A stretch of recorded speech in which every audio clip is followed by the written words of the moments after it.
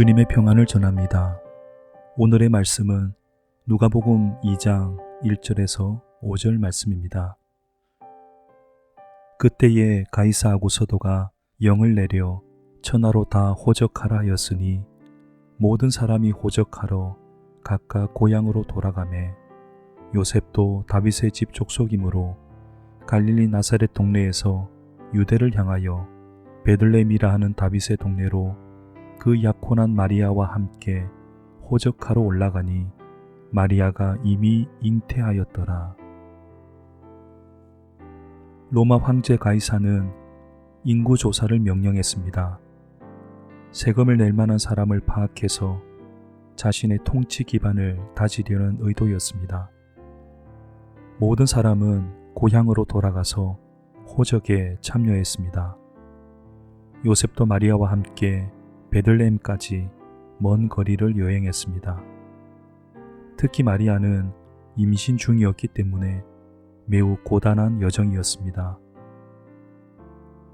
왜 베들레헴이었을까요? 베들레헴이 요셉의 고향이라는 당연한 대답을 할 수 있지만 더 근본적인 이유가 있습니다. 메시아가 베들레헴에서 날 것이라는 구약 성서에 예언이 있기 때문입니다. 미가서 5장 2절입니다. 베들레헴 에브라다야, 너는 유다 족속 중에 작을지라도 이스라엘을 다스릴 자가 내게서 내게로 나올 것이라.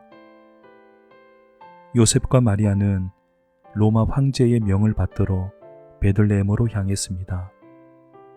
그러나 사실은 하나님의 언약을 성취하기 위해 베들레헴에 갔던 것입니다. 물론 두 사람은 이 언약의 내용을 알지 못했을 것입니다. 그리고 언약을 이루는 일에 자기들이 쓰임받고 있다는 생각은 더더욱 하지 못했을 것입니다. 하지만 자기도 모르는 사이에 언약을 이루는 도구로 쓰임받고 있었습니다. 이 이야기는 오늘을 살아가는 우리에게 중요한 시사점을 줍니다. 우리의 일상은 매우 평범합니다. 세상 사람과 크게 다르지 않습니다. 직장에서 일하고 자녀를 키우고 새끼밥을 지어서 먹습니다. 이것은 요셉이 호적을 위해 베들레헴으로 가는 것과 흡사합니다. 하나님의 일이라고 해서 대단히 특별하거나 그러지 않습니다. 간혹 하나님의 일을 위해 모든 것을 내려놓고 떠나는 사람이 있지만 대부분은 세상 사람과 뒤섞여서 평범한 일상을 살아갑니다. 하지만 믿는 이들이 기억해야 할 사실이 있습니다. 평범해 보이는 일 속에 주님의 뜻이 들어있다라는 것입니다. 예배당에만 있는 게 아닙니다. 신앙의 언어 속에만 있는 게 아닙니다. 그래서 믿는 이들은 남들과 비슷하게 살아가면서도 끊임없이 주님의 뜻을 찾아야 하고 그 뜻을 따르고자 노력해야 하는 것입니다. 꼭 거룩해 보이지 않고 속된 일이라 해도 주님께 하듯 최선을 다하십시오. 그러면 어느새 주님의 뜻을 이루는 일에 쓰임받고 있을 것입니다.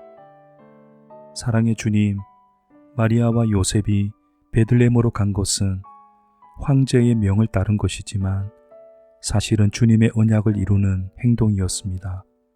우리에게 주어진 평범한 일에 최선을 다함으로써 주님의 뜻을 이루는 삶 되게 하옵소서.